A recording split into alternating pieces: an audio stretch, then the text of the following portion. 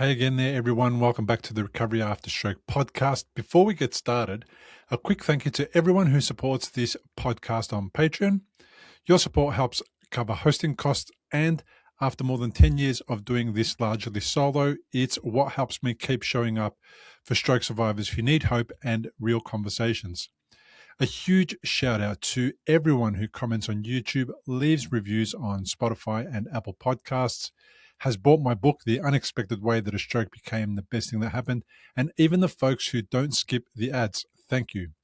All of it helps this podcast reach the people who are searching for answers late at night when recovery feels heavy. Now, today's episode is a follow-up many of you have asked for. Andrew Stops is back, and we're talking about stroke and Etanercept injections 18 months on. We'll unpack what changed for him, what's continued to improve, and how he processed the PESTO trial results that found Etanercept wasn't more effective than the placebo. If you're considering this treatment or you're trying to make sense of conflicting stories and research, this conversation will help you think more clearly, without hype and without fear. All right, let's get into it. Andrew Stops, welcome back. Thank you for having me. It's good to be back. It is so good to have you back. The last time we spoke, it was March 26, 2024. At least that's the date that I uploaded the podcast. But it would have been before that, even probably a couple of weeks before that. Yeah, something like that. So it's a good 18 months. A good 18 months since we last spoke. And the original reason why you reached out and we connected was, I think, because you had found my podcast. I had maybe had a couple of conversations about Etanercept, and I had no idea what it was, how it worked, if it worked. And then you reached out and said, hey, I've had this injection. I've tried it. Why don't we connect about it? And then we connected and we had a really great conversation. And that interview has had 19,500 views since then. And then what been happening a lot about that interview is heaps of people have reached out to me to say, can I speak with Andrew? Can you connect me with Andrew? And heaps of people reached out to me because of that. And also they've found me on the interwebs somehow and contacted me that way. So I've probably been spoken to now well over 50 people. Wow, man. That is fascinating. So, and what I love about it is that we put out information. What we hope people make a more informed decision, right? That's kind of the idea, is how do I help people make a more informed decision, especially when I haven't experienced something and I'm trying to get across the benefits or the pitfalls or, what to avoid on a product. It's just impossible. But you were very gracious. As well as you, I've interviewed, by the way, a bunch of other people about Etanercept, and one of them was Dwayne Semple. Dwayne also gets a few people who I send to him that are in Canada, because Dwayne is in Canada. He's had Etanercept and it worked out for him. And then I've spoken to another lady from Australia, Karen, who also had a shot or two of Etanercept and had positive results. But of course, Etanercept is extremely controversial. And one of the challenges with it is that it doesn't work for everybody. And there's only one way of knowing if it's going to work, is to go and get the injection, to pay the money, and then to kind of roll the dice and see what happens. Now, that's what we're going to talk about today. But before we talk about the new research that has come out, the PESTO trial research, before we talk about that, we'll briefly talk about your condition, where you started. We'll have a real short version of that, where you started, what happened, and then how you ended up overseas experiencing Dr. Tobinick's procedure, and then update us on what happened in the last 18 months. Okay, so I had my stroke exactly 4 years ago last Thursday. So I'm a 4-year-old stroke survivor now, and my most damage was done to my right side. So I had no use of my right arm or hand at all. My right leg was weak, but it was okay. But my right foot just fell. I had a slight speech impediment, but otherwise, physically, that was really it for the stroke. And I worked really hard to get myself walking again as quickly as I could. And so when I got home, I could walk, but I'd had an elastic extension on my shoe to help keep my foot up. I from that moment, I was looking for ways to complement my rehab to help me recover fully from the stroke, because the doctors and people in the hospital, no one could say to me like how long, how I was going to be, how much recovery, what I could expect, like anything. It was just everyone's unique, and I understand that, but there was a lack of like hope from their perspective. So the first thing we did when we got me home was I knew that hyperbaric chambers helped healing. And I knew that because I'd previously had a brain tumor, and I used hyperbaric to help me heal from that. It was really, really good. So we hired one, we rented one for 3 months and had a soft shell chamber at home, which I went in every day for 90 minutes, and it was fantastic. And I can't say if that physiologically helped, because well, I don't have access to an MRI at home or anything. You can't measure it. Yeah, I can't measure it, but it did wonders for my mental health. Like, it was brilliant, because for an hour and a half every day, I got to sit in this nice warm cocoon shell with a doona over me, and to listen to really really nice music and breathe in almost pure, very heavily oxygenated air. And so it was like meditation for an hour and a half, and the hour and a half went just like that. It was so quick, and I was really sad to have to give it up after 3 months. But yeah, it very much helped with my mental health during that time. I mean, it's hard to say if it helped me physically, but I certainly got back my ability to move my foot. My arm was another beast though, and that took a long time. That took about 2 months before it even moved slightly, before I could just move it up and down. So getting back the function of my arm was a longer process. So I kept researching online and finding other ways that I could help myself to recover. And that's when I came across the 60 Minutes interview with Dr. Tobinick and the clinic and the lady Which, from Australia. which, by the way, 60 Minutes has taken down. You can only find it on Dr. Tobinick's YouTube channel now. Really? Yeah, right. So that's interesting, just as a thing that I observed that people might find interesting as well to hear. It doesn't mean anything, perhaps. Yeah. I mean, it can be anything. Anyway, so I found that, I watched it, I was really, really inspired, and I thought, well, I've got to know that I have tried everything. Like, if this is how I'm going to be, and this was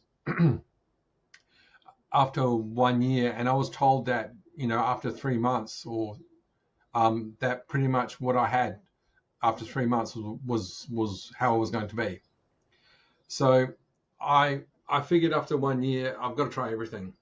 And so I crowdfunded, and You raised how much? About 30,000 US, New Zealand dollars. Yes.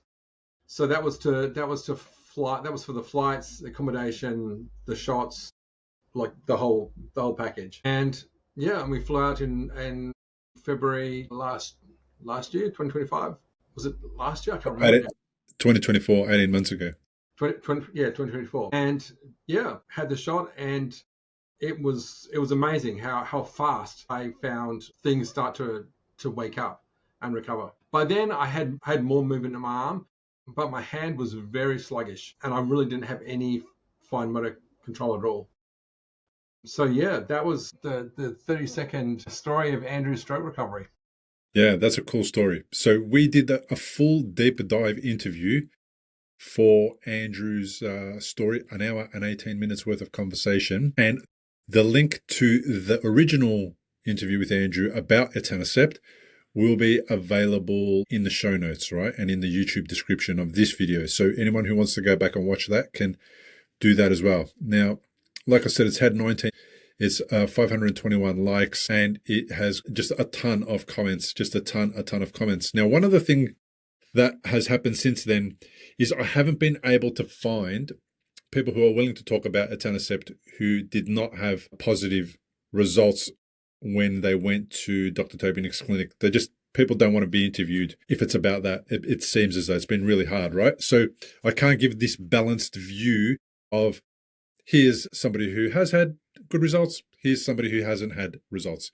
They comment on the YouTube comments and they send me emails about it, but they don't really tell me whether or not they will join me on the podcast to discuss it properly. Recently, the Griffith University study came out about perispinal etanercept, and it had some positive results. It didn't find that it was able to help restore certain functions, etc., but it did have an impact on pain relief for some people. Now, after that, the highly anticipated study was the one from the Florey Institute here in Australia called the PESTO trial. And I'll share my screen and I'll put it on the screen while we chat about it, right? We're going to chat about what it found, Andrew, just so that we can bring people up to speed so they can just hear a conversation about it.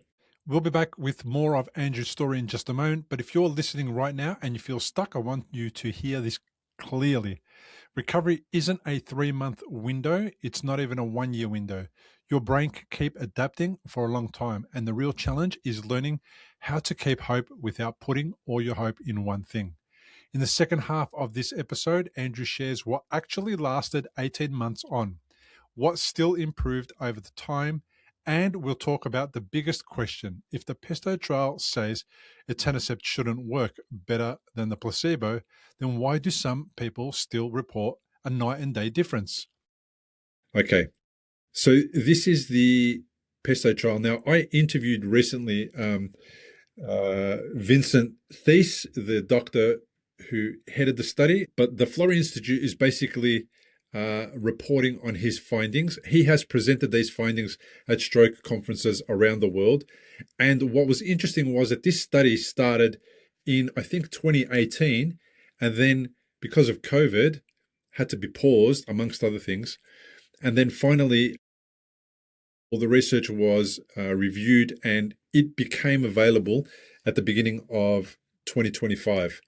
And then it's been out probably for about 7 or 8 months now. And what they found was that and they're being a little bit provocative here, calling it a miracle cure.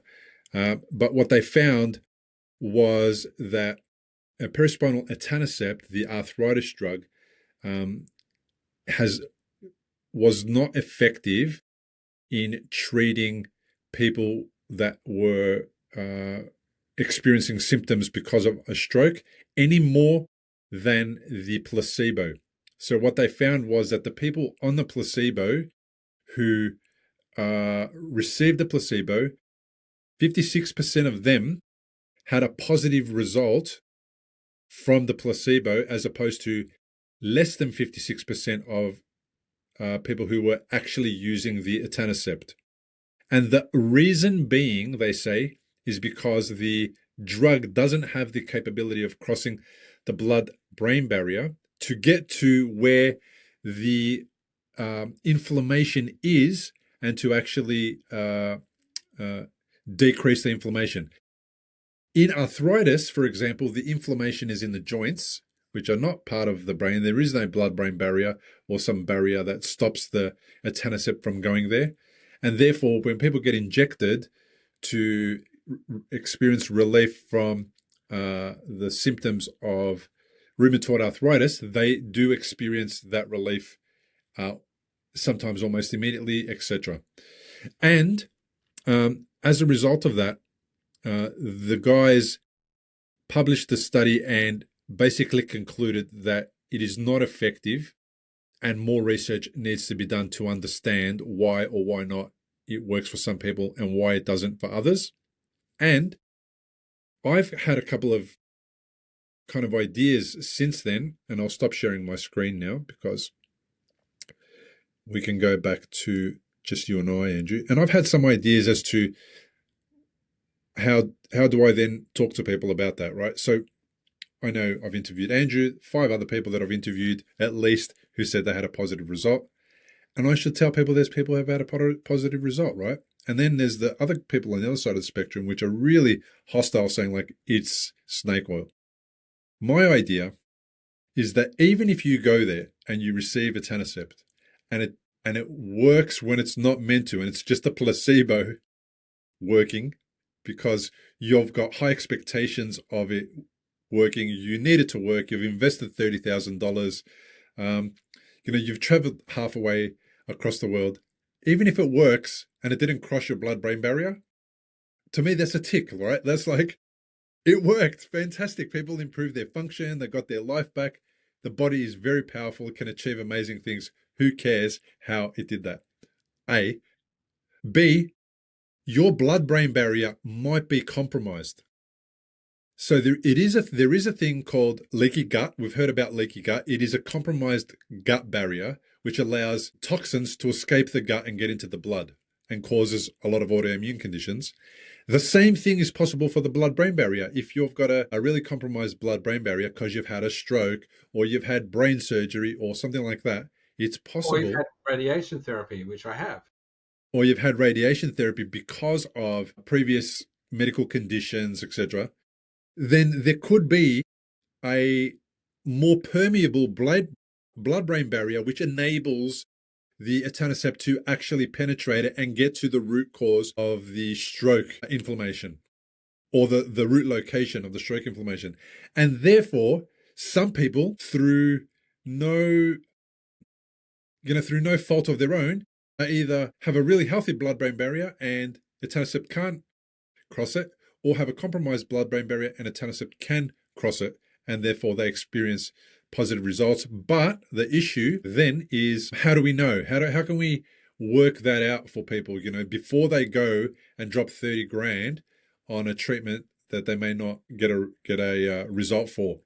Now, that's my thinking about it, right? But I still send people to you, and I still send you these studies as they come up, just so that I can say, Andrew, I need your feedback. I need you to talk to me. I need you to tell me something. Like, where do you stand on all of this? I'm going to keep sending people to you who reach out to me to speak to Andrew because they're interested. So, like, how does that conversation go in your head and then with the people that you connect with? Okay. So having been a teacher, a career teacher, I'm really careful of what I advise people. Like, I would be really careful of what I advise my students. So I never say to people, yes, you've got to do it because it worked for me. Go and do it. Drop 30 grand. I never, ever say that. I try to give them a balanced view. And even though it worked for me, I make sure I'm very clear that they understand that it worked for me, but it might not work for you. So you've got to go like I did and don't go with any expectations. Just go, just know that you've tried everything you can to help your recovery. That's all. And so that's how that conversation usually goes. They ask me lots of questions about what it feels like, what the place is like, what Dr. Tobenek was like, just all the sort of the mechanical questions around it. But generally, it's I don't know whether I should go, and it's also I want to go, but my family don't want to go, and I can't go because they don't support me because they think it's snake oil. Okay, that's an interesting conversation. So I often try and advise stroke survivors to be careful who they share information with. Not saying that you shouldn't share information with your loved ones and your family members after a stroke. What I'm saying is, like, even in situations where things are not that critical, where you're not talking about spending 30 grand, I'm just talking about people who have the experience sometimes, Andrew, where they say, oh, I want to try this meditation thing, and somebody hasn't meditated before, thinks it's woo-woo, and says, don't worry about that stuff. What do you want to be, like a hippie or something? There's those types of people who hang out in our world who do intervene with things that we're curious about, and we want to kind of shift away from perhaps old habits to new habits, especially around alcohol as well. I found that people would go, aren't you going to have one drink? Like, what's the point of going out if we can't have a drink? It's like, dude, like, I'm a completely different version of myself. I've had a stroke. I can't drink. But understanding how to deal with people like that is a bit of an issue. So then you've spoken to about 50 people who have either gone or not gone. Have some people gone and contacted you and said it worked, and some people gone and contacted you and said it hasn't worked? Yes. Yeah, and the contact normally starts to go quiet once they actually go, whether it works or doesn't work. And I usually just get a quick message saying, hey, I went and it worked, and that's great, and have a good life. I don't want to to keep bugging them. But the people that it didn't work for have been pretty gutted. Right. Because I, even though I've tried not to make it something they hang all their hopes on, they still do to a certain extent, and so they come back pretty not bitter or angry at me, just at the situation, just that it didn't work, and they don't know where to turn next. So they might have had all their hopes kind of in set on this working, all their eggs in one basket, so to speak, didn't work, and now they feel like maybe they've lost hope or they haven't got another alternative or option. Yeah, yeah. And what I've learned in the last 18 months is that your stroke recovery doesn't stop. There's no end date. So when you're told in hospital that after 3 months that's what you've got. No, it doesn't. Like, your brain is constantly evolving and working and learning and repatterning itself. If you want to work something and exercise something and rehab part of your body, eventually it's going to improve, even if it's only by a little bit, and it's really slow. It's going to improve. Yeah. So you've been 18 months down the track. One of the questions I got asked recently was, does the procedure need to be repeated every couple of years? Does it last? What have you found about how you have changed or experienced your body in the last 18 months? Tell us first what you got back and how quickly, and then what that led to, what you were able to achieve as a result of what you got back. Yeah. Okay. So, immediately the things that came back is that my cognitive fatigue, like, just lowered, like, straight away. And when I had the shot, I was exhausted because they take you through a battery of tests. So I like, it was an hour and a half of tests, and so I was done. I was ready to go lay down. And that just lifted, like, straight away, and that didn't come back. I still get cognitive fatigue now, but I really have to be doing stuff that really taxes my brain to do it, or I have to be really tired. But before I had the injection, I would be on the verge of fatigue all the time. So it wouldn't take much to push me, into it. So that was gone. I had a really nasty cramp in my right calf that never went away. That went away. That literally just dialed down as I was sitting there, and after the shot. And the emotional control also came back, which was good. For me, for the first shot, I was only in Florida for 24 hours. So we flew down from Memphis, and I had the shot the next day, and then we flew back that afternoon. So when we flew down, because of my cognitive fatigue and sensory overload, I had eye mask, I had noise cancelling headphones, I had like lorazepam in my pocket, like, I had all the stuff to save my senses. When we flew back, I didn't need any of it, and that was 24 hours later. So I just stood in the airport like any other traveler. Yeah. And that was the biggest sign that something profound had happened. Yeah. The other thing was that my right hand went from feeling like it was sort of like living in molasses really slow to loosening up and being more independent. I found only a month ago that I was able to start to play scales on my clarinet again. Wow, man. So I could move my fingers independently. I could cover the holes. This is my clarinet here. I could cover the holes with my fingers. Something that I haven't been able to do since the stroke. And to be able to play the thing, to be able to just play a scale, just says to me, okay, at some point in the future, you're going to be able to play the thing again. So things are still improving. Your function is changing still. Being able to play the clarinet, would you attribute that to Etanercept that long ago, or just things getting better? I think because it was, if I come home and was able to play the clarinet, then I would have a definite causality. So I would be able to say for definite, yeah, it was Etanercept that did it. Because before I went away, I couldn't even, I couldn't pick up things with my right hand. So, but because it's been 18 months, I think it's because that skill has come back. Yeah. Okay. What about work-wise? Were you working or not working before the injection? No. So I was able to go back to relief teaching. The classroom as a music teacher is in a high school is too busy, and there's too many moving parts. So that's not something I'll be able to do again, at least not in the foreseeable future.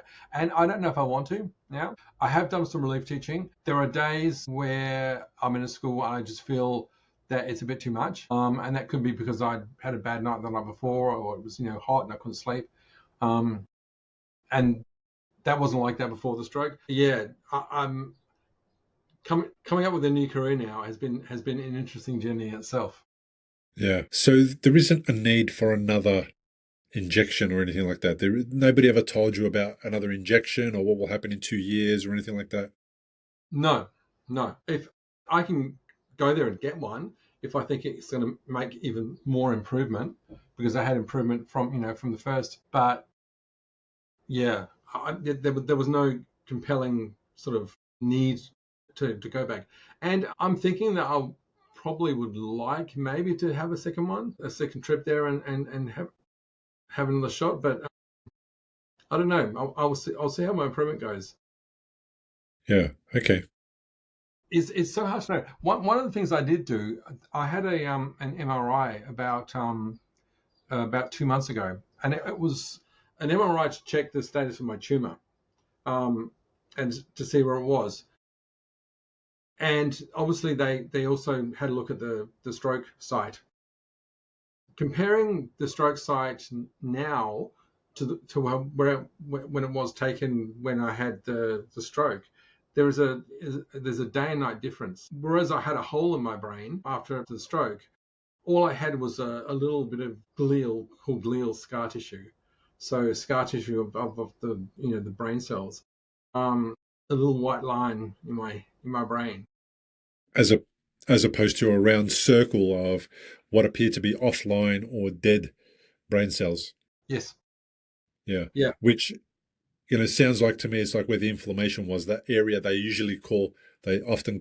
sometimes call the penumbra, which is the area that's able to be rehabilitated, which is around the site of the stroke, which is offline but not dead, which HBOT targets the right kind of hyperbaric oxygen therapy can target those as well and try and reduce them. So day and night, so like a proper difference between one and the other.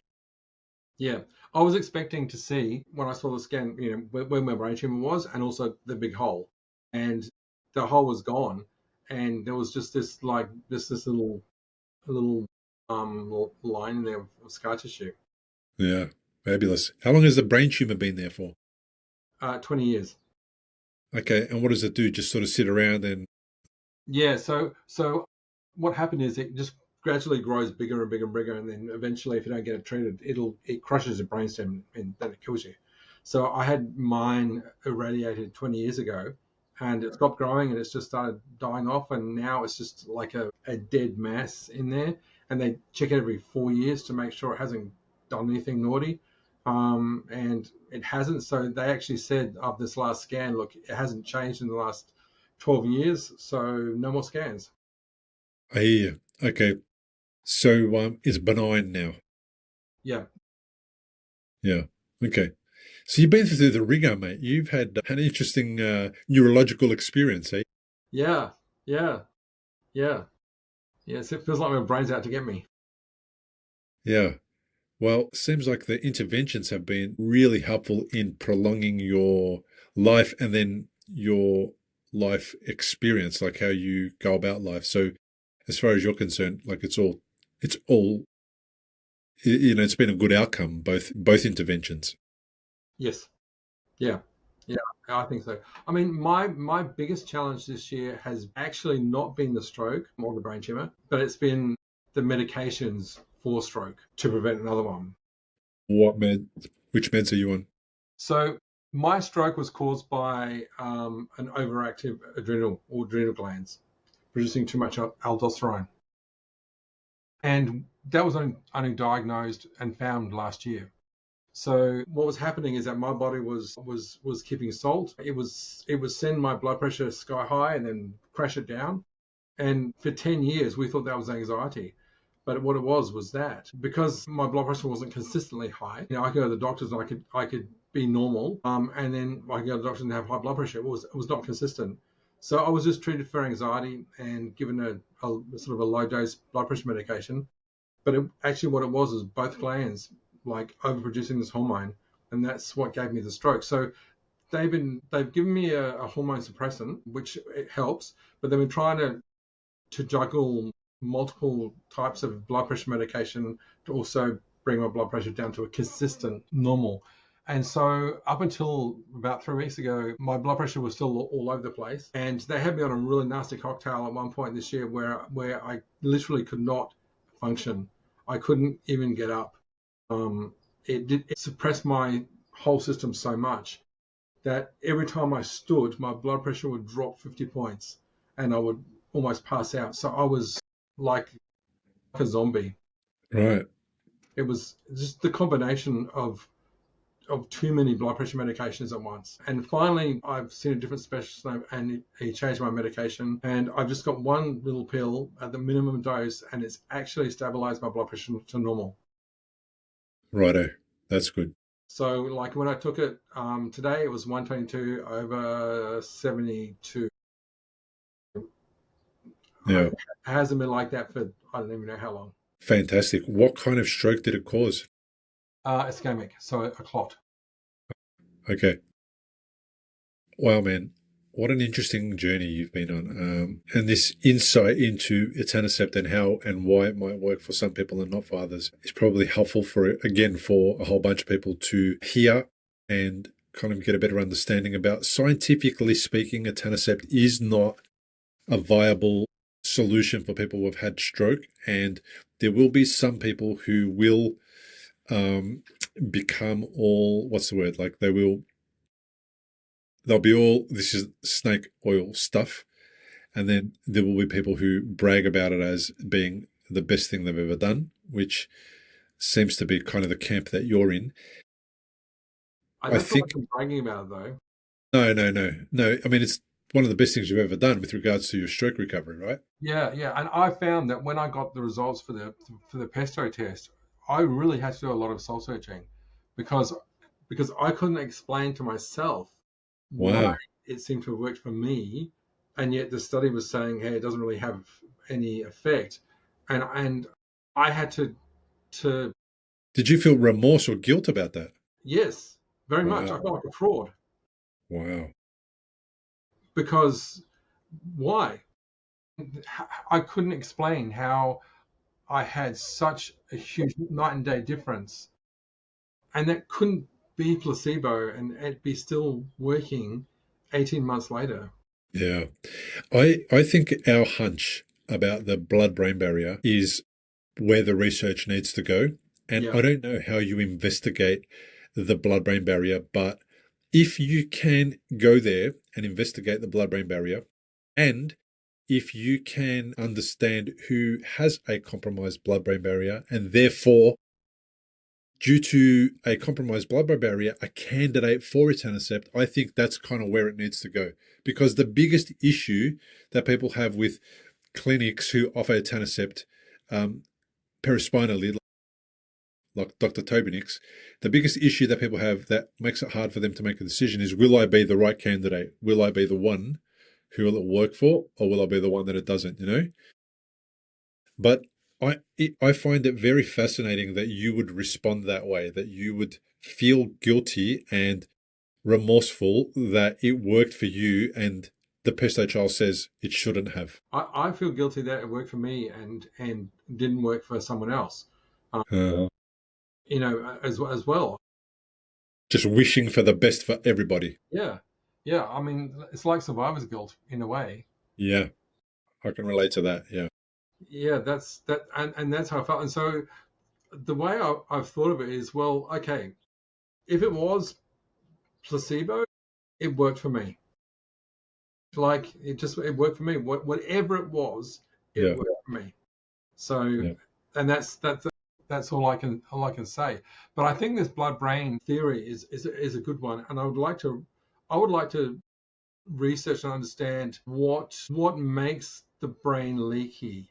Like what events can make your brain better suited to receiving Etanercept? Like for me, probably the main cause could have been the fact that I had radiation on my brain 20 years ago. Or it could be that I had high blood pressure for 10 years.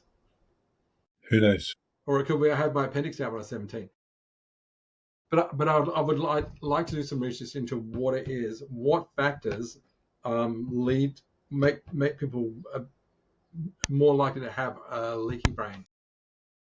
Yeah, I think that's a great thing. I want to research that too, because I have known about it, I've understood it, I appreciated that I might be somebody who has had a leaky brain because of the strokes that I experienced, the brain surgery and all the stuff that I went through. And I know that if you restore the blood-brain barrier, you can really decrease the fatigue that happens to people after a stroke. And you can make it impenetrable again to toxins and heavy metals and all that kind of stuff, which is often the cause of, real chronic neurological fatigue, even in people who haven't had a stroke, who are quote unquote normal. So that's fascinating. I really appreciate your continued willingness to have conversations about this topic and sharing your story more than once with me. And then also being an ear to the people who are curious about whether or not they should go down this path. And then kind of just like, being honest about your story, sharing what happened to you, what you experienced, and even your own reservations. Because I don't think you have anything to, and you probably know this cognitively anyway, right? You don't have anything to be guilty about or feel bad about or anything like that. But I understand why emotionally you might go down that path, because, you're a guy that cares deeply for other people. You appreciate how hard it is for people to go through stroke, and you wish them the same solution or other solutions that you had so that we don't have to suffer. I know exactly what's behind it. Yeah, that's exactly right. Yeah. Well, hopefully this continues the conversations to give people more things to think about. Leave us a comment in the YouTube comments section. Reach out via email. Drop us a comment. Reach out to us, and we'd be happy to continue the conversation, support you, guide you, just be an ear, and definitely, I don't know, help you make a more informed decision. That's all we can do. We're not going to suggest that you should or should not go and experience perispinal Etanercept one way or another. Well, that was Andrew Stops again. What a fascinating conversation. If today's episode connected with you, I'd love to hear your thoughts in the YouTube comments, especially if you've looked into Etanercept, tried it, or decided not to. Your experience can help someone else make a more informed decision. And if you found this helpful, please subscribe on YouTube and follow the podcast on Spotify or Apple Podcasts. Reviews and comments genuinely help more stroke survivors find these conversations. If you want to go deeper, you can grab my book at recoveryafterstroke.com/book. And if you'd like to support the podcast and help keep it going, you can join us on Patreon at patreon.com/recoveryafterstroke. Thanks again for being here. You're not alone in this recovery journey, and I'll see you in the next episode. Importantly, we present many podcasts designed to give you an insight and understanding into the experiences of other individuals. Opinions and treatment protocols discussed during any podcast are the individual's own experience, and we do not necessarily share the same opinion, nor do we recommend any treatment protocol discussed. All content on this website and any linked blog, podcast, or video material controlled this website or content is created and produced for informational purposes only and is largely based on the personal experience of Bill Gassiamis. The content is intended to complement your medical treatment and support healing. It is not intended to be a substitute for professional medical advice and should not be relied on as health advice. The information is general and may not be suitable for your personal injuries, circumstances, or health objectives. Do not use our content as a standalone resource to diagnose, treat, cure, or prevent any disease for therapeutic purposes or as a substitute for the advice of a health professional. Never delay seeking advice or disregard the advice of a medical professional, your doctor, or your rehabilitation education program based on our content. If you have any questions or concerns about your health or medical condition, please seek guidance from a doctor or other medical professional. If you are experiencing a health emergency or think you might be, call 000 if in Australia, or your local emergency number immediately for emergency assistance, or go to the nearest hospital emergency department. Medical information changes constantly. While we aim to provide current, quality information in our content, we do not provide any guarantees and assume no legal liability or responsibility for the accuracy, currency, or completeness of the content. If you choose to rely on any information within our content, you do so solely at your own risk. We are careful with links we provide. However, third-party links from our website are followed at your own risk, and we are not responsible for any information you find there.